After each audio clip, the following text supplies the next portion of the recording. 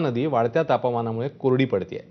गेल्या वर्षी अतिवृष्टीमुळे मांजरा नदीला 4 वेळा महापूर आला। या नदीचा पाण्याचा प्रवाह मांजरा धरणात जाऊन यावर 3 जिल्ह्यांचा पाणी पुरवठा केला जातो।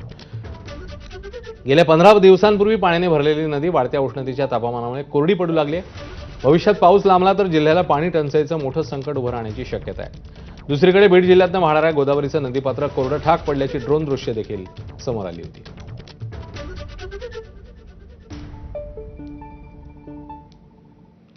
तर पालघरच्या डहाणू तालुक्यातल्या सायबनच्या भावरपाड्यासह अनेक परिसरातल्या गावपाड्यांना भीषण पाणी टंचाईचा सामना करावा लागतोय। पाण्यासाठी कोरड्या ठाक पडलेल्या ओढ्यात खड्डे खोदून नागरिकांना तहान भागवावी लागत असल्याचं धक्कादायक वास्तव समोर आलं। यासाठी महिलांना अनेक किलोमीटर पायपीट करून खड्ड्यांशेजारी पाणी जमा होण्यासाठी तासनतास वाट पाहावी लागते। याच खड्ड्यातून जनावरं देखील पिण्यासाठी पाणी वापरतात, त्यामुळे नागरिकांच्या आरोग्याचा प्रश्न गंभीर होईल अशी भीती आहे। जिल्ह्यात हजारो कोटींच्या पाणी पुरवठा योजनेची कामं सुरू आहेत, ती मागील अनेक वर्षांपासून रखडलेली आहेत, त्यामुळे नागरिकांना पाण्यासाठी मोठी वणवण करावी लागते।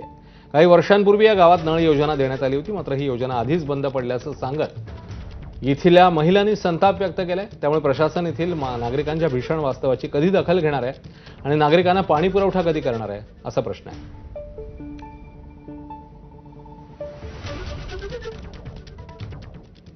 पुण्याच्या जुन्नर तालुक्याच्या पश्चिम आदिवासी भागातील मांडवे गावात पिण्याच्या पाण्याचा प्रश्न गंभीर झालाय। गावातील नैसर्गिक पाण्याचे स्रोत आटले आहेत, विहिरींनी तळ गाठलाय। ज्या काही नैसर्गिक पाणी स्रोतांमध्ये थोडंफार पाणी शिल्लक आहे ते पण दूषित झाले आहेत। सुमारे 2 ते 2.5 हजार लोकसंख्या असलेल्या मांडवे गावाला पिण्याच्या पाण्यासाठी 3 ते 4 दिवसातनं एकदा येणाऱ्या टँकरवर अवलंबून राहावं लागतंय।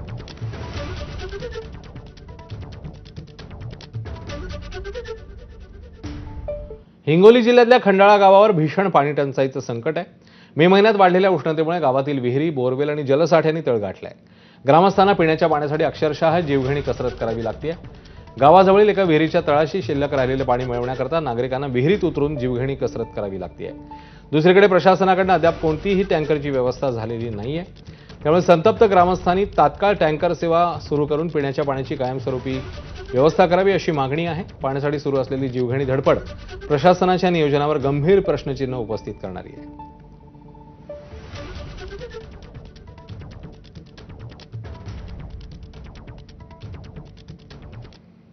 तर विदर्भ मराठवाड्यातच दुष्काळाचे चटके बसतायत असं नव्हे तर कोकणातल्याही धरणांनी तळ गाठलाय। रायगडच्या अलिबाग तालुक्यातील उमटे धरणाची पाणी पातळी तळाला गेली आहे।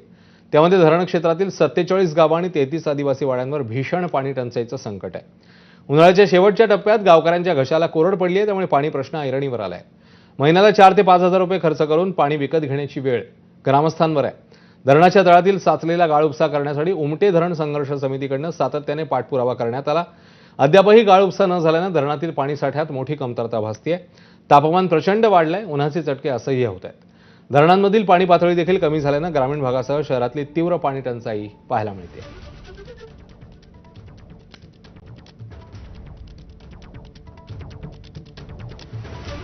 रायगडमध्ये पाणी टंचाईची स्थिती मागील वर्षीच्या तुलनेत खूपच गंभीर आहे।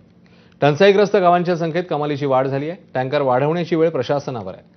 जिल्ह्यामध्ये सध्या 60 टँकरनी 62 गावं आणि 220 वाड्यांना टँकरने पाणी पुरवठा होतोय।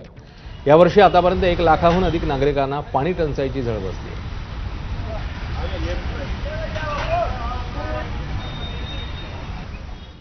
ट्रक चालकांकडून पैसे मागणाऱ्या पोलिसांना चालकांनी पळवून मारल्याचं